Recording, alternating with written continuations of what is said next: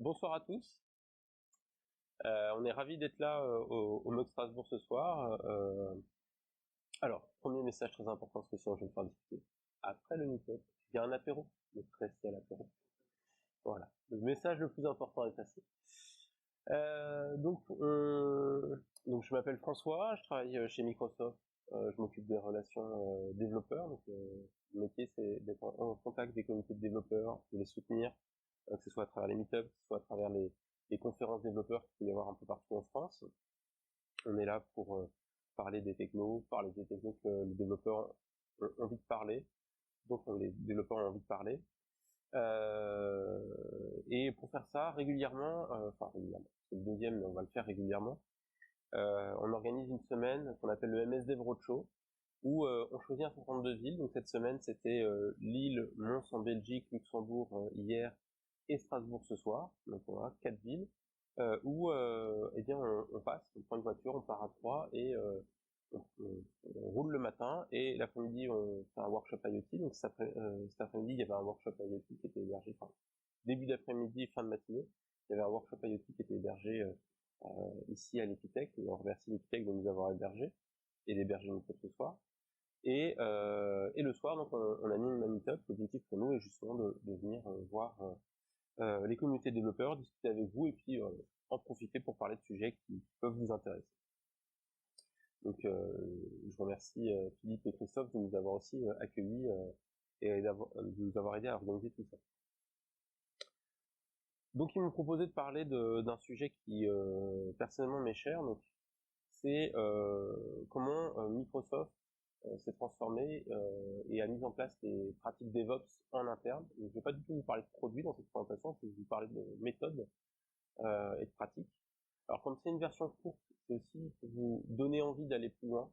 Et je vous donnerai une URL à la fin où en fait les groupes d'engineering ont rédigé beaucoup de documentation qui sont accessibles sur Internet. Il y a des vidéos, ils parlent de méthodologie agile, ils parlent de refactoring d'applications monolithiques pour les transformer en applications microservices, ils parlent d'intégration continue, ils parlent de tous ces sujets qui sont nécessaires de traiter quand on applique une transformation DevOps. Et donc là, c'est juste une mise en bouche. Alors pourquoi moi, qui suis français, qui travaille pas à l'engineering, j'ai le droit de faire ce talk? C'est parce que avant d'être chez Microsoft, j'ai beaucoup travaillé sur les sujets d'intégration continue, déploiement continu, DevOps, monitoring, pratiques agiles. Et quand je suis rentré chez Microsoft, j'ai eu l'occasion, notamment parce que j'étais MVP avant Visual Studio, j'ai eu beaucoup d'interactions avec les groupes produits. Un en particulier, c'est celui Visual Studio Team Services, dont je vais parler ce soir, et je vais parler de leur expérience à eux. Et petit à petit, en fait, ils m'ont dit, bah écoute François, tu connais super bien le sujet, et donc on est ok pour que tu délivres ce talk en France. C'est pour ça que les slides restent en anglais, parce que c'est des slides qui sont faits par le groupe d'engineering, donc c'est leur histoire que je raconte en France, donc je modifie pas les slides.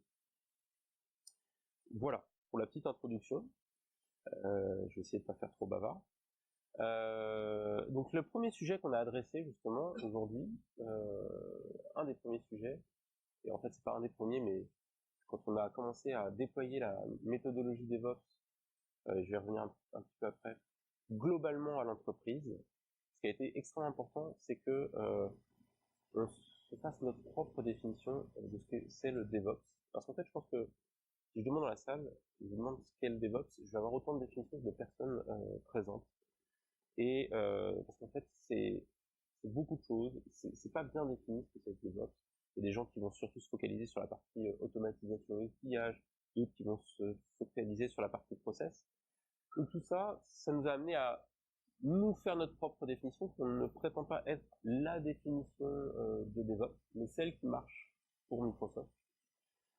Et donc pour nous, on a mis tout le monde d'accord derrière le fait que c'est l'union des personnes, des processus et de l'outillage pour permettre de délivrer de la valeur en continu aux clients. Et chaque mot a été savamment pesé. C'est-à-dire que c'est pas juste de l'outillage, c'est pas juste de l'humain, c'est pas juste des processus, c'est les trois ensemble. Et il va falloir faire évoluer ces trois sujets-là ensemble. Il va falloir que les humains acceptent de changer, c'est pas toujours évident. qu'on accepte de changer les processus de l'entreprise, parce que si on essaye d'appliquer de nouvelles méthodes en étant toujours, bah oui, mais le process il dit que, oui, ok, mais on a dit qu'on allait changer, donc le process on va le changer. Et puis l'outillage aussi, parce qu'on ne peut pas changer en utilisant des outils qu'on utilise depuis 20 ans et qui n'ont pas fait le job, ou qui l'ont bien fait à une époque, mais qui sont plus adaptés pour ce qu'on fait aujourd'hui.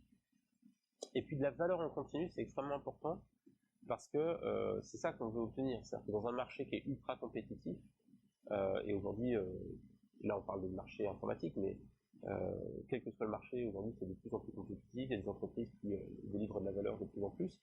Il faut faire ça en continu, toujours être plus innovant, et amener de la valeur aux clients. Et la valeur, en fait, ce mot il est important. On a parlé de feature, on a parlé de valeur, parce que la valeur elle prend différentes formes. Ça peut être de la doc, ça peut être une nouvelle fonctionnalité, ça peut être des meilleures performances, ça peut être la valeur en fait, ça peut être plein de choses, et ça, en fait, il faut analyser en analysant le comportement de l'utilisateur ce que c'est la valeur.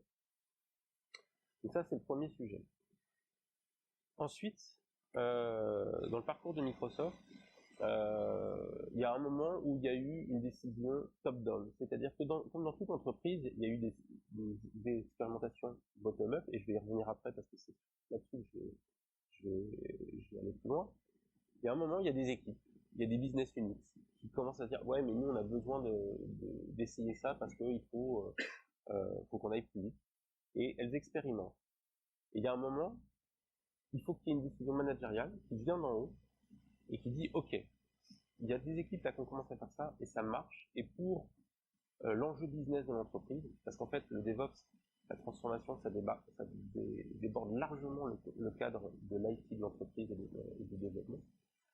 Pour l'objectif de l'entreprise, le business de l'entreprise, c'est important qu'on se transforme complètement, et donc moi je décide que on y va, et donc chez nous c'est cool, c'est Satya qui a fait ok, on y va, et maintenant il y a One Engineering System pour faciliter cette transformation. On va arrêter que différents groupes produits, Office, Windows, Azure, et différentes chaînes d'outillage. On va avoir une chaîne d'outillage globale, et on va appliquer le principe qu'ils appellent Eat Your Own Dog Food aux US. C'est si c'est bon pour nous, ce sera bon pour nos clients, et si c'est pas bon pour nous, ce sera pas bon pour nos clients. Parce que l'avantage qu'on a par rapport à d'autres entreprises, c'est que nous, notre chaîne d'outillage, en fait, on la vend aussi comme produit à nos clients, puisque c'est Visual Studio Services avant, aujourd'hui ça s'appelle Azure DevOps, ça c'est que du marketing, c'est le même produit derrière.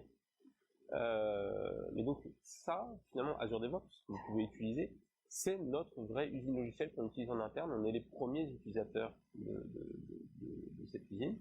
Et Satya a dit, je préfère arrêter la production de certaines fonctionnalités pour dire à mes équipes, focalise-toi sur la productivité, il faut corriger ces problèmes-là. Parce que quand vous avez plus de 80 000 ingénieurs qui font du développement logiciel comme chez Microsoft, gagner 2-3% de productivité, voire même 1% de productivité, c'est des marges de manœuvre colossales que vous gagnez pour accélérer et avoir des équipes qui sont plus productives et donc justement qui vont apporter plus de valeur en continu aux clients. Donc ça, voilà. On évite d'avoir plusieurs unités logicielles, on concentre nos efforts sur une seule, et tout le monde est payé d'utiliser la même, et quand il y a un problème, que celle-ci ne répond pas aux besoins des équipes, eh bien, on travaille dessus pour l'améliorer, parce que justement, il faut qu'on soit productif. Et donc, après cette décision du One Engineering System, ça se fait pas du jour au lendemain.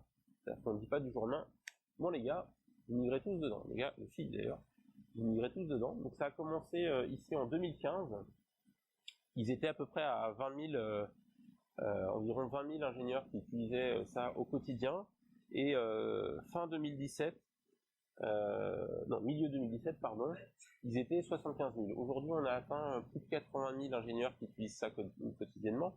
Vous voyez, ça prend du temps, c'est sur 2 ans, parce que on ne fait pas bouger des équipes. Nous, comme dans vos entreprises, on ne fait pas bouger des équipes comme ça. Ne serait-ce que, comme je vous le disais, il y avait des équipes qui faisaient d'autres outillages, et potentiellement l'usine logicielle, elle n'était pas prête, elle rendait pas le service. Donc avant de pouvoir leur dire tiens, viens migrer dedans, ok, vous avez besoin de ça, effectivement le besoin n'est pas rendu, donc on va développer la fonctionnalité, on va développer les outils qui manquent, et on va vous intégrer après. Donc voilà, ça c'est la vision d'ensemble, et je vais me focaliser donc Sur les early adopters des pratiques DevOps, c'est le groupe produit VSTS, donc Visual Studio Services, ceux qui développent Visual Studio Services ou Azure DevOps. Et eux, ils ont commencé il y a très très longtemps. Enfin, à l'échelle de ce sujet, ils ont commencé en 2010, et en 2010, en fait, on parlait pas du tout de DevOps. Leur problématique, c'était de se dire, ok, on sent qu'il y a un truc qui est en train de se passer sur le marché, on release des produits pour développeurs tous les 2 ans environ, mais on voit bien que le marché des technos de développement il est beaucoup plus rapide que ça. Il y a des nouvelles technologies, notamment sur le front et même sur le back, qui sortent tous les 6 mois. Et nous, avec nos outils de développement qui sont réalisés en version majeure tous les 2 ans, bah, on tombe toujours à côté de la plaque. On est en retard, ça va pas. Et puis on voit qu'il y a d'autres acteurs qui émergent et d'autres pratiques, l'open source. À l'époque, enfin, on voit des acteurs comme Stack Overflow, comme SourceForge à l'époque, ou GitHub aujourd'hui. Voilà, tout un tas d'acteurs qui ont amené des nouvelles pratiques et nous on n'y est pas. Et comment on se rénove?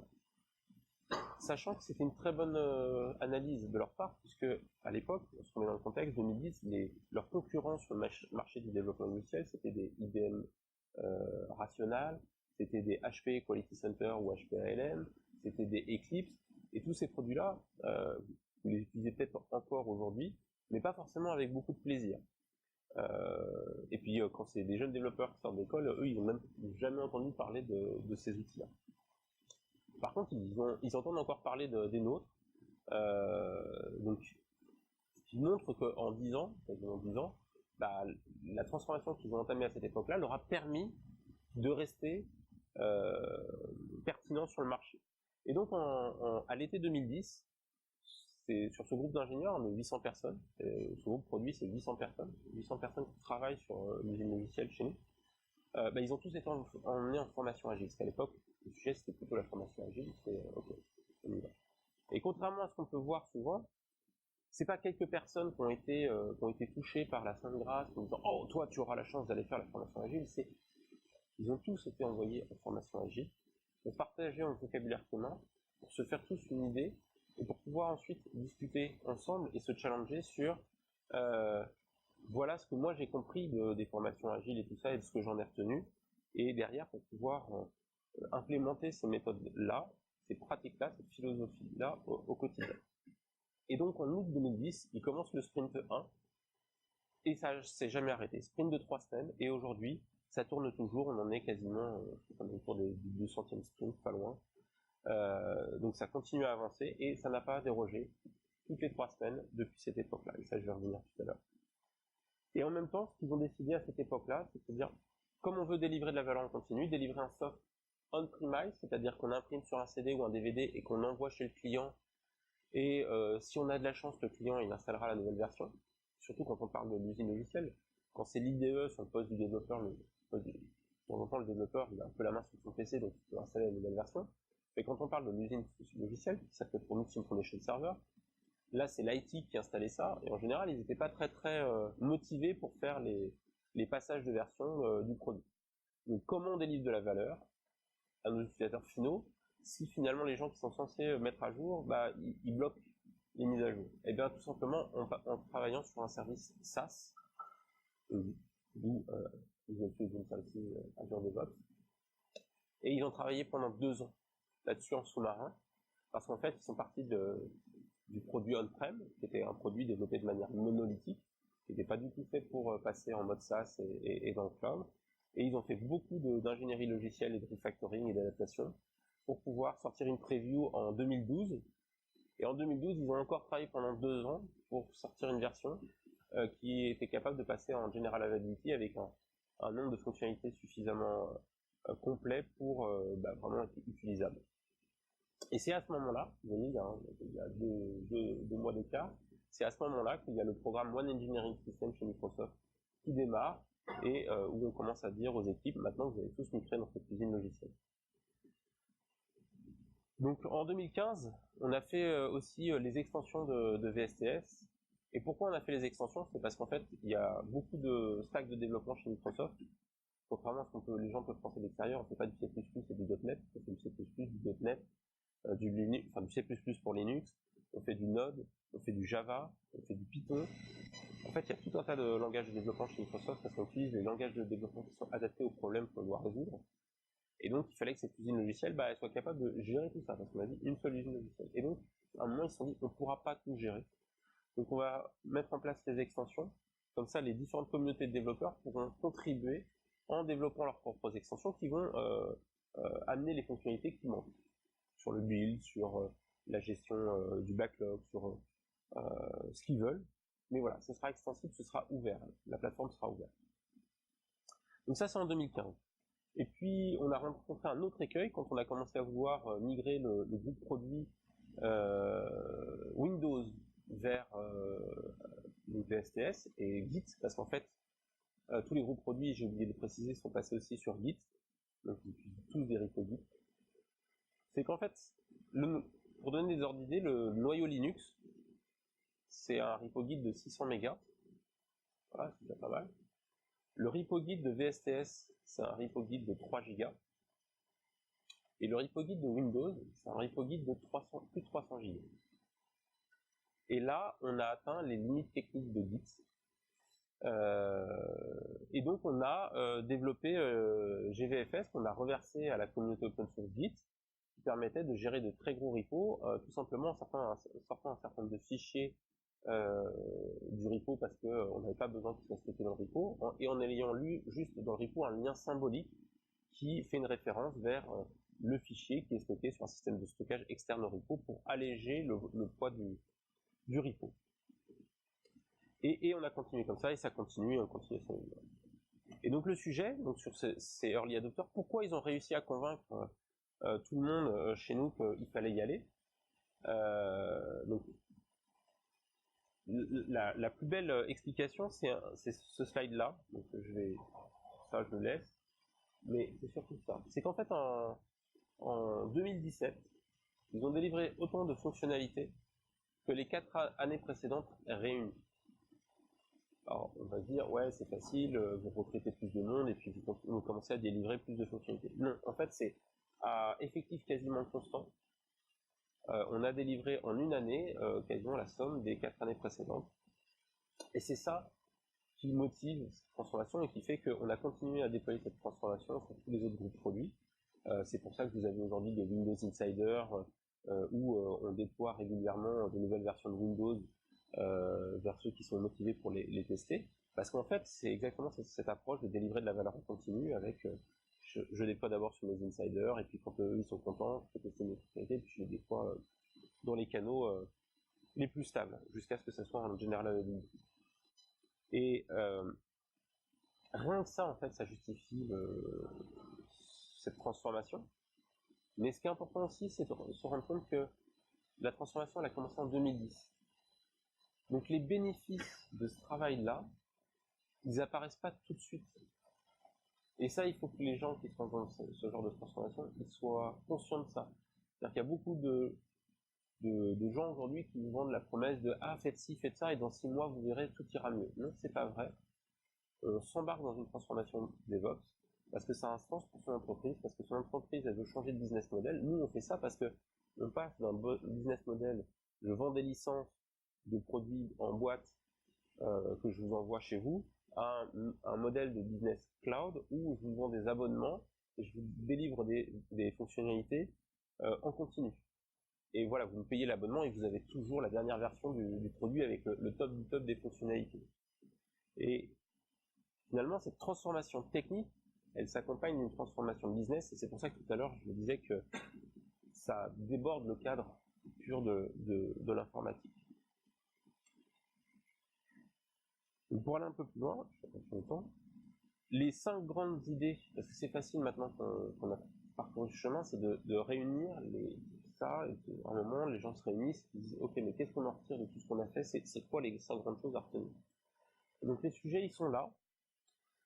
Premier point, je vais en parler un petit peu, c'est l'autonomie des équipes, tout en étant aligné à l'entreprise. Comment on fait ce savant mariage de l'autonomie des équipes avec l'alignement à l'entreprise? Parce qu'en fait, c'est très bien que c'est dans l'autonomie qu'on a l'innovation.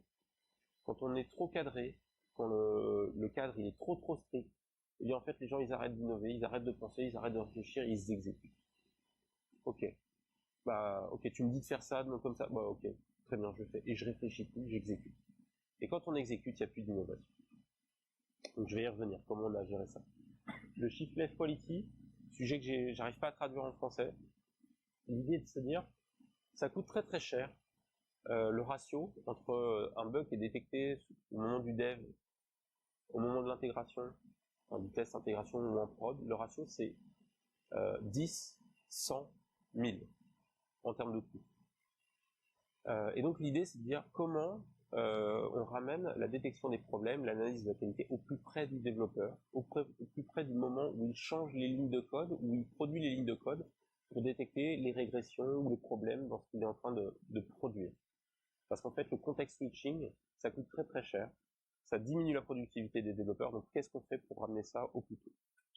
Troisième point, dans tout ce qu'on a appris, c'est l'obsession de l'utilisateur final, du client, de l'utilisateur final. Comment on est obsédé par ça et on se focalise là-dessus. C'est un long apprentissage. Le quatrième point, c'est plutôt celui à destination des développeurs, c'est comment faire disparaître cette sacro-sainte phrase qui est « je comprends pas, ça marche sur ma machine ». On s'en fout que ça marche sur la machine du développeur, on veut que ça marche en production. Et donc c'est vraiment ce sujet de comment on fait disparaître cette phrase-là, comment tout le monde commence à réfléchir à ok, ce que je fais là je suis en train de créer des lignes de code, mon seul objectif, c'est que ça fonctionne en production. Que ça fonctionne sur ma machine, je m'en vais. Et à l'inverse, le dernier point, il est plutôt pour nos amis Ops, c'est comment on arrête les problématiques du j'ai besoin d'un environnement. Pas de problème, tu peux me remplir ce formulaire Word en 4 exemplaires et le faire contre-signer par 3 managers, et peut-être que tu l'auras dans 6 mois. Voilà. Comment on change ça? Parce que ça aussi, ça ralentit et ça freine la productivité. Et donc, du coup, comment on transforme l'infrastructure en une ressource flexible? Et on verra, là, sur le point que je vais aborder aujourd'hui, que c'est pas que un problème d'infrastructure, c'est aussi un problème de code. Donc l'autonomie dans des équipes avec carrément l'entreprise. Donc c'est comment on fait de l'agilité à l'échelle, donc avec le line autonomie. On n'a rien inventé. En gros, les gens qui ont traité ce sujet chez nous, les programmes managers et autres, ils ont été dans des confs, ils ont été renseignés auprès d'experts. Aux États-Unis, ils sont très très friands. Il y a plein de gens qui travaillent sur les problématiques de management, qui font des recherches là-dessus, qui analysent quelles sont les meilleures stratégies de management. Et avec tout ça, voilà ce que nous on met en place, c'est de se dire bah en fait l'organisation, les rôles, la structuration des équipes, la cadence, la taxonomie, tout ça, c'est ça l'alignement de l'entreprise. Il faut que tout ça ce soit la même d'une équipe à l'autre, parce que ça permet aux gens de passer d'une équipe à l'autre, ça permet aux différentes équipes de se comprendre, parce qu'en fait, ah ouais, ce rôle-là chez vous, c'est le même chez moi, donc les gens se comprennent. Si à chaque fois qu'une équipe parle à une autre, il faut d'abord définir le vocabulaire commun et tout ce tralala, bah en fait on perd du temps, c'est pas productif. Par contre, l'autonomie, c'est dans la planification et dans les pratiques au quotidien. On donne à une équipe des objectifs clairs. Voilà, ta mission dans les 6 prochains mois, c'est de faire en sorte que le produit il soit au niveau de, je sais pas moi, on parle de STS, au niveau de GitHub sur la gestion des pull requests. Voilà. Le produit, voilà, c'est votre mission là les gars, vous avez 6 mois pour amener le produit au même niveau en termes de qualité de gestion des pull requests. Et on donne cette mission là. Et après c'est à l'équipe de dire ok bah pour faire ça, voilà les user stories qu'on va implémenter, voilà dans quel ordre on va les faire, voilà comment on va s'organiser, voilà ce qu'on va délivrer dans chaque sprint qui vient. Et ça, c'est de l'autonomie. Et pareil dans les pratiques. Est-ce qu'on préfère avoir un Kanban board? Est-ce qu'on préfère avoir un Scrum board? Est-ce que le Scrum meeting on le fait le matin ou le soir ou ce genre de choses? Ça, c'est l'organisation de l'équipe, c'est des pratiques au quotidien, c'est à l'équipe de le savoir. Alors justement, en parlant d'équipe, nous on a pas mal changé de choses, parce que quand on passe d'un modèle où on presse des CD et cette structure d'organisation, c'est des programme managers qui écrivent des specs, qui balancent ça par-dessus le grillage aux équipes de développement en disant ouais, voilà les specs, démerdez-vous. Les équipes de dev qui récupèrent ça, qui font le dev, et qui font c'est bon, tiens, voilà le code, est-ce que tu peux tester? Voilà, ça c'était notre organisation avant. Et bon, alors ça avait aussi ses bénéfices, hein, parce que sincèrement, quand on délivrait quelque chose sur un CD, en général, il y avait très peu de bugs, parce qu'une fois que c'était parti chez le client, c'était parti chez le client. Mais dans la démarche actuelle, on a changé les choses. Donc déjà, il n'y a plus la différence entre les devs et les développeurs et les testeurs. Ça, c'est des ingénieurs. Donc la mission, c'est de délivrer un soft qui fonctionne en production. Les testeurs chez nous, de plus en plus, c'est des développeurs de tests. C'est-à-dire que, en fait, comme il faut tout automatiser en termes de tests, les testeurs, c'est aussi des développeurs. C'est juste qu'ils ont un prisme et une sensibilité différente.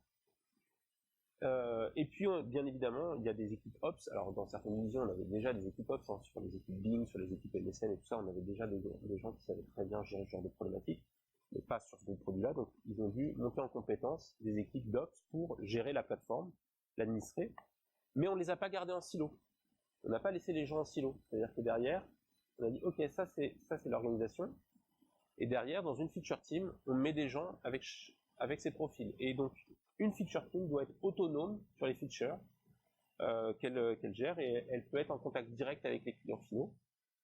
Et donc, une équipe, elle se retrouve dans une pièce physique. Donc on n'a pas des grandes open space, on a des petits open space qui sont à l'échelle de l'équipe. Donc ça, c'est des choses, on a itéré là-dessus, et aujourd'hui, c'est là où ça se stabilise. Les équipes sont interdisciplinaires, 10-12 personnes maximum.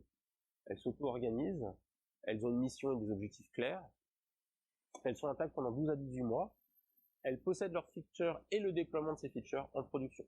C'est-à-dire qu'elles sont responsables. Et quand il y a un incident en prod, ça veut dire qu'il y a quelqu'un de l'équipe qui part le soir avec une petite mallette Bursi qui lui permet d'accéder à la prod si jamais il y a une crise en production. Et il y a comme ça quelqu'un qui est... Donc ça tourne. Donc, comme ils sont 10-12, ça revient pas si régulièrement que ça. Ils ont 5 minutes en heure ouvrée, ils ont 5 minutes pour être sur le call de crise, et ils ont 15 minutes quand ils sont en heure non ouvrée pour être sur le call de crise.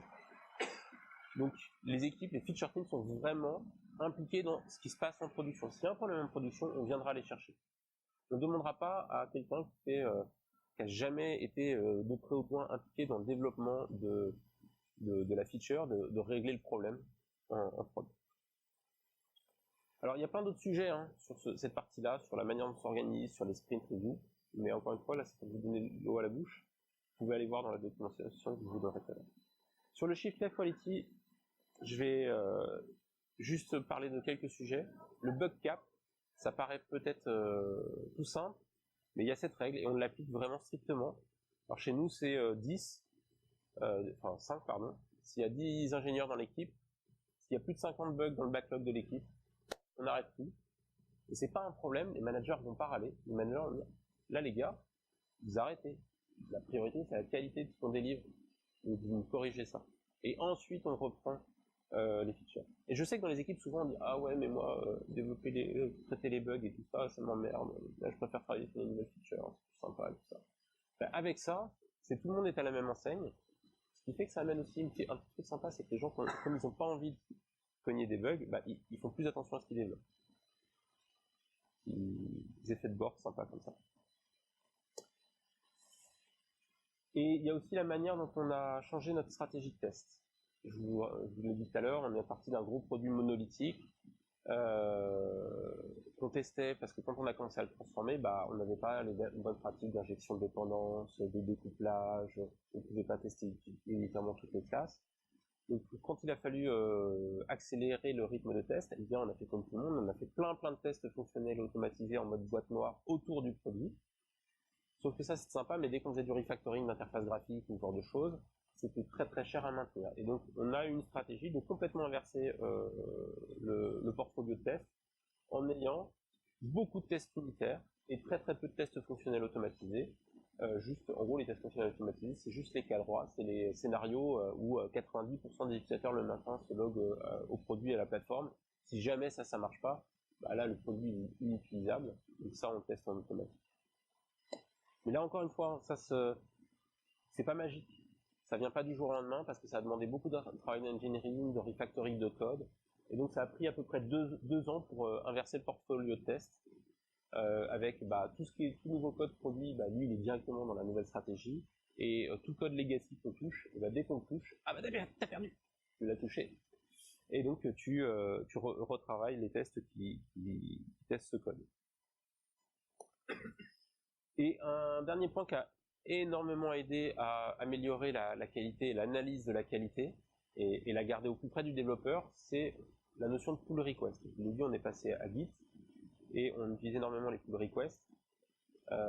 Et donc, au-delà de Git, tout ça, ce qu'il faut retenir, c'est que ça inverse la dynamique de la preuve. Avant, la dynamique de la preuve, c'est je vous pousse mon code dans le repo central et montrez-moi que mon code n'était pas de bonne qualité. Ouais, l'intégration continue, ne marche plus, tout ça, mais c'est pas grave. Là, maintenant, la dynamique de la preuve, c'est ok, j'ai bien fait mon travail, je vous demande, s'il vous plaît, est-ce que vous pourriez avoir l'amabilité d'accepter mon code dans la branche principale, s'il vous plaît? Je vous jure, j'ai bien fait mon travail, regardez, SonarCube ça passe, tous les tests passent, il y a eu une code review, il y a des gens très sérieux qui ont regardé mon code, ils ont dit que j'avais bien développé, et on inverse complètement la dynamique de la preuve. C'est au développeur de montrer qu'il a fait un travail de qualité, et c'est pas à l'intégration continue de lui dire hey, t'as fait de la merde. Ça améliore la qualité. Ça oblige les gens à se dire ouais, non, il faut que je travaille et que je fasse quelque chose de qualité. Je vais faire un petit peu parce que je vois que je suis un peu très bavard ce soir, parce que j'ai une passion. Sur le focus client, on a commencé avec au départ avec des ingénieurs qui étaient désignés dans le groupe produit pour être l'interlocuteur privilégié de nos plus grands clients du produit. En disant, bah ok, tu as besoin de savoir ce que le client il fait avec, donc nos gros clients, ils vont avoir le numéro de téléphone et l'adresse mail d'un des ingénieurs de l'équipe, et ils vont pouvoir venir s'épancher sur son épaule quand ils sont pas contents avec le produit. Ça, c'était la première étape. Mais ça introduit des biais parce qu'en fait, c'est nos plus gros clients. Et ça introduit des biais. Donc après, on a travaillé sur le user voice. Le user voice de STS, il est directement lié au backlog produit. Donc quand vous écrivez un user voice, il arrive directement dans le backlog. Et ça encore, ça introduit des biais. C'est les gens les plus motivés qui vont écrire un user voice. Donc après, on a regardé aussi ce qui se passait dans Stack Overflow. Mais là encore, c'est des gens les plus motivés, donc c'est toujours du biais. Donc on a mis des smileys dans le produit pour pouvoir dire directement dans le produit, tiens, si tu veux nous faire un feedback, vas-y. Mais ça encore, c'est toujours les gens les plus motivés. Alors on en a plus, mais c'est toujours les gens les plus motivés, donc on a toujours un biais. Et donc c'est pour ça qu'on a fait évoluer notre définition du DOM. Le DOM, c'est live, en production, et ça collecte des données de télémétrie pour examiner les hypothèses qu'on a posées au départ pour développer une nouvelle feature ou la modifier. Et les données de télémétrie doivent prouver qu'on avait raison. Et si on éprouve autre chose, et bah, on pivote et on adapte. Il n'y a pas de secret. Tout ça, c'est inspiré des méthodes Lean Startup. Hein. Il y a Eric Reyes qui a fait un grand livre là-dessus, il y a plein de gens qui en parlent. C'est du build, measure, learn.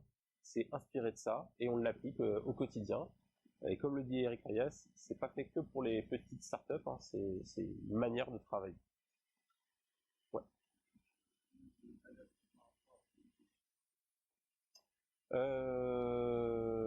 Ouais, tout ce qui est UI, ces dernières années, ils ont beaucoup changé l'UI du produit et il y a eu énormément d'itérations par rapport au feedback.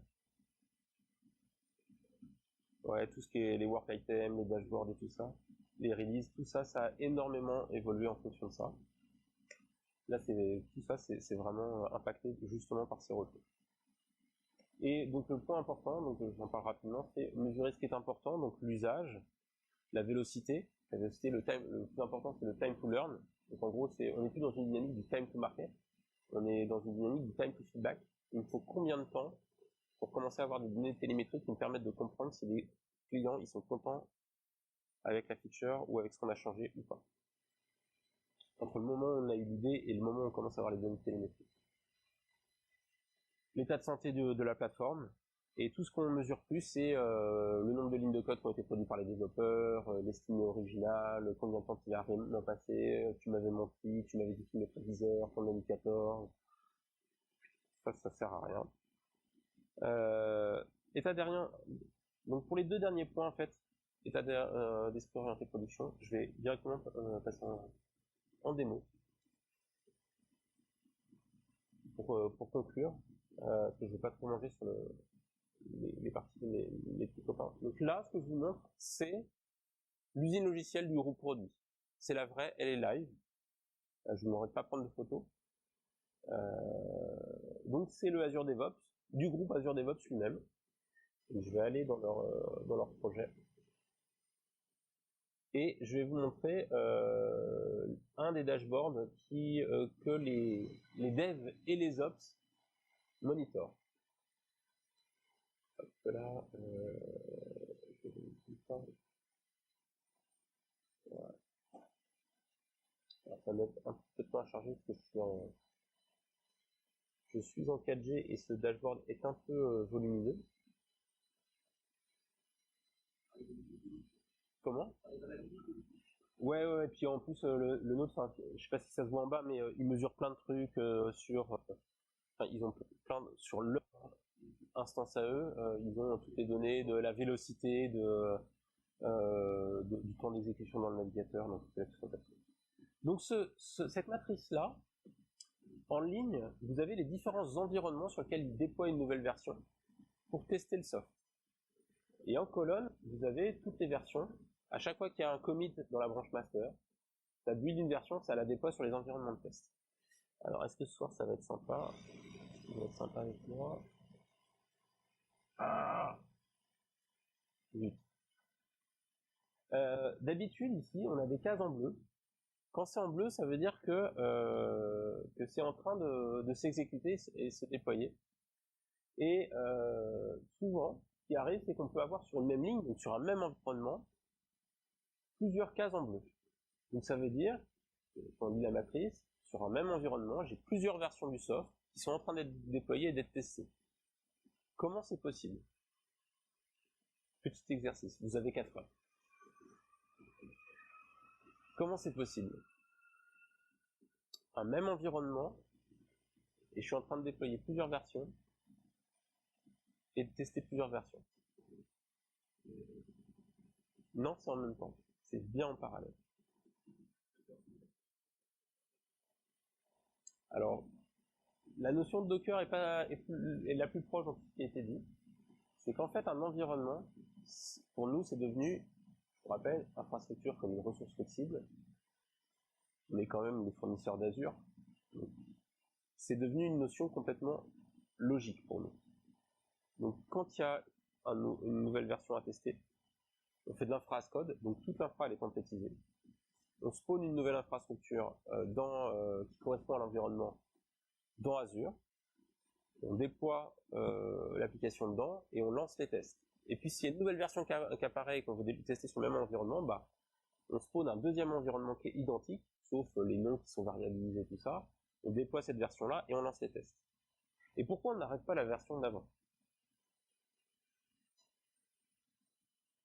Voilà, parce que si on arrête la version d'avant et que dans la deuxième ou troisième version qui est en cours d'exécution, il y a quelque chose qui se passe mal, en fait on ne sait pas si c'est dans cette version-là vraiment que ça s'est mal passé ou si c'est sur celle d'avant. Donc on laisse tout tourner en même temps. Et c'est pas grave. Pourquoi? Parce que justement l'infrastructure est une ressource flexible, cet environnement, c'est pas comme quand on a des environnements physiques chez nous, qu'on achète des serveurs et que il faut scaler au maximum. Cet environnement-là, il sera détruit dès que les tests sont finis. Donc au final, on consomme que ce qu'on a besoin. Et plutôt que d'augmenter, on consomme juste ce qu'on a besoin. Alors, et autre chose qui le regarde régulièrement, allez, charge-toi. Non, je veux pas. Non, voilà, là. Celui-là, il n'a pas encore, ils ont choisi de pas la déployer. Donc ça, c'est une version. C'est globalement, en termes d'infrastructure, par exemple, on ne fait pas du déploiement quand on a une nouvelle version. On a plusieurs instances du service dans le monde, parce qu'on a plus de 4 millions d'utilisateurs quotidiens sur le service. Donc bien évidemment, tout le monde n'est pas sur la même instance. Il y a des problèmes de localisation des données, on a différentes régions. Et donc on fonctionne sur une notion de ring. Donc les ring 0, c'est les instances qui sont utilisées par les groupes produits Microsoft eux-mêmes. Et puis quand eux, ils sont satisfaits, au bout d'un moment, alors non, celle-là, elle est complètement en train. Je pense qu'ils sont en train de travailler en ce moment là-dessus. Ouais. Ils font tout, là, ils font pas tout en parallèle. Non, ils sont en train de travailler dessus, parce que déjà hier soir, ils ont fait une petite blague. ça a changé un peu. Donc je pense qu'ils sont en train de refactorer la manière dont ils organisent les rings. Voilà, c'est de la prod, ils sont en train de travailler dessus. Globalement, les rings, c'est je déploie sur le ring 0, et ensuite je déploie sur le ring 1, le ring 2, le ring 3, mais de manière complètement automatisée. Il n'y a qu'une chose qui n'est pas automatisée. D'après vous, c'est laquelle? Non, même ça, c'est automatisé. La seule chose qui n'est pas automatisée, c'est l'approbation d'un humain pour dire OK. Sur le ring 2, tout est OK, on passe sur le ring 3. Ça, c'est pas automatisé. Par contre, tout ce qui est technique, tout ce qui est récupéré d'une erreur, on a commencé à déployer, on voit qu'il y a un problème, on fait un rollback, il n'y a rien qui n'est pas automatisé, il n'y a pas d'intervention humaine, parce qu'en fait, les plus gros problèmes en production dans le déploiement, c'est l'interface entre la chaise et le crédit.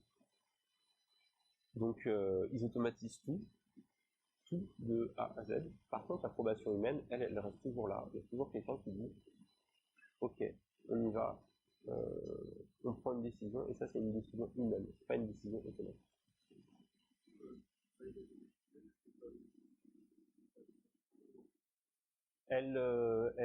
Non, elle se base sur des tests automatisés. Alors ça, c'est avant les rings 0, puis après sur les autres rings, ils collectent des données de télémétrie, ils regardent que ça fait plusieurs heures que la plateforme est tourne, qu'elle est utilisée et qu'il n'y a pas d'alerte, qu'il n'y a pas d'erreur 500, il n'y a pas de truc.